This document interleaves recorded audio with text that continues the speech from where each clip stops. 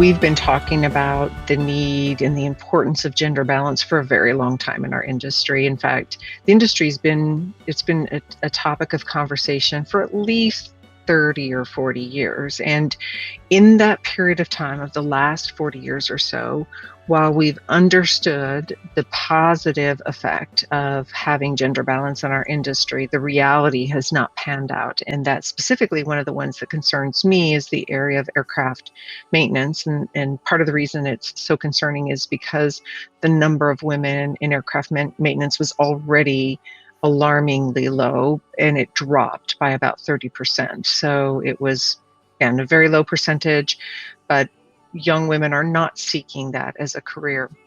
What that led to is an examination as part of the Women in Aviation Advisory Board, which is a board that was appointed by the FAA. And the reality that we have figured out by studying a lot of research papers and surveys that have been done is that aviation is a system that was designed by men for men, because that's who populated aviation for the last 100 years or so. So it wasn't designed intentionally to be exclusive. It's just the reality of who was participating in that system and who had the authority and the control to be able to design the system. So there's a great quote that is sometimes attributed to Edward Deming that says, that every system is perfectly designed to get the results it gets.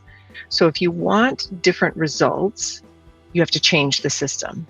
Now, what we also know in our examination of the studies is that during COVID, and this isn't true of just aviation, but I'll speak about aviation here, there was a disproportionate negative effect on women in aviation compared to their male peers. So a much higher number, and I'm sure you all have talked about this many times, a much higher number of women have chosen to exit aviation than men. And what a study that I had the opportunity to co-lead found, it was called Liftoff to Leadership, and this gets me back to the International Aviation Women's Association, Iowa. The Liftoff to Leadership study found that when men exited aviation, they were pulled to another industry. They were invited or enticed to another industry. But when women left aviation, they were pushed out. So that push versus pull is a very different dynamic, both in terms of experience and in terms of the effect on individuals as well as organizations. That's a great question. And I think there are two things that came up on a recurring basis in the studies that we read for the Women in Aviation Advisory Board. There were two things that were very elementary and essential for women to be successful. The first is that senior leaders have to talk about gender balance and the representation of women as being important. We know, and this is true of safety as well in aviation, we know that when leaders are talking about those topics, then they must be important, because we also know, both from a practical standpoint and also intuitively, that senior leaders only have so much time available. They can't talk about everything. So if they do talk about something, then it must be a high priority. It must be something they feel very strongly about. So senior leaders have to talk about it. And then the second driving force is that women need to be able to see other women above them who have been successful at whatever level, in whatever area of expertise. If they see that representation of women at higher levels, they have an expectation that they will have the opportunity to also be successful, whatever that may look like, without being marginalized. So that expectation that they're valued and that their voices are important for the senior leadership conversations. I'm glad you brought this up. What studies have found is that girls have a tendency to outpace boys in their level of confidence right up to about the age of 12. And then at the age of 12, something bizarre happens. I've not read anything yet that can attribute it to what might be going on with girls differently than boys. But girls are outpacing boys up until 12, and then their confidence level takes a dive, while boys' confidence levels continue to increase as they get older. That happens to also be right at the age where girls self-select out of STEM fields. So that's the first issue. And then the second issue is that we have probably on some level, with some amount of mistake, too closely attributed STEM backgrounds to aviation. And I say that as a non-STEM person for my undergrad. So there are many, many, many people in aviation who can be successful. Pilots are a great example. Doesn't mean that you don't need to be analytical, but you can be quite analytical and not necessarily have a STEM undergraduate. So I think we have a number of things to combat there. We have to work on what's going on for girls with regard to their confidence level. We have to support them if they have an interest and are showing some capability for STEM, because we do want to increase the number of girls in STEM fields for sure. We want more women engineers. We want more women aircraft mechanics, et cetera, et cetera. And so we want to encourage girls to seek those fields, even though they may be seen as hard compared to some other things that they might choose to do. But then we also have to be really clear in communicating that if you want a career in aviation, you don't have to be an engineer. If that's not something that is of interest to you, there's all kinds of other really fascinating jobs that can challenge you and be exciting that exist within aviation. FedEx, I served in a lot of different roles. I started out on the ground side in operations, loved that. It was very close to what I did in the Army, leading soldiers, so I loved that excitement of the operation. And then I moved to lead an engineering team.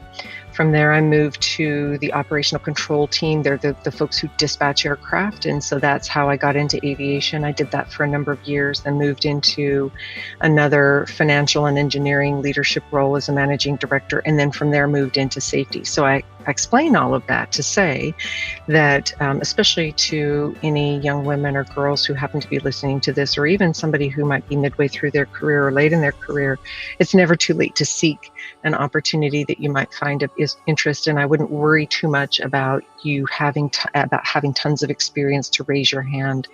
What I tell people when they ask me what direction they should go is, among all the options available to you, find the thing that interests you but scares you the most. That's what you should go do, because that's where you're going to have the opportunity to grow the most. Certainly it's going to be scary and possibly the most scary, but courage really comes in being brave at about 20 seconds at a time. So you don't have to be brave for days or weeks or hours at a time. You just have to make an attempt at doing something different and then figure it out as you go along. I think the next biggest opportunity for us is better understanding the human being that is in the center of our aviation system.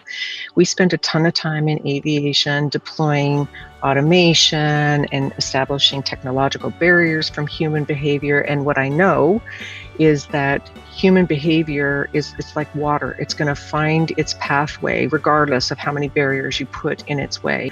But there's a very big part of it that has to do with understanding why people think the way they think, why people do what they do in terms of behavior, and then better decomposing that, as well as then deciding or determining what techniques can we arm them with to deal with the situations that are going to that will confront them. And a great example of that is when a flight crew is on the flight deck, they can be interrupted in their processes and procedures, even in a critical phase of flight, by a startle or surprise event.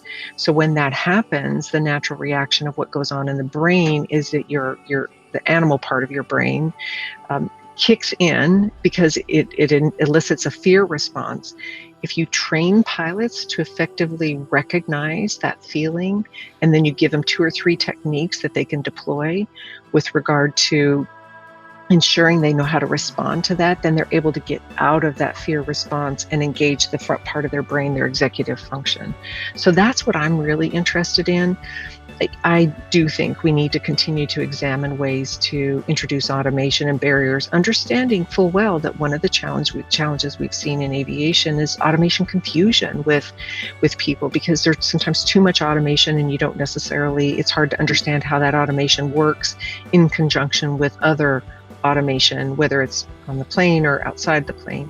And so it's not just about, we're never going to engineer aviation and engineer people out of it.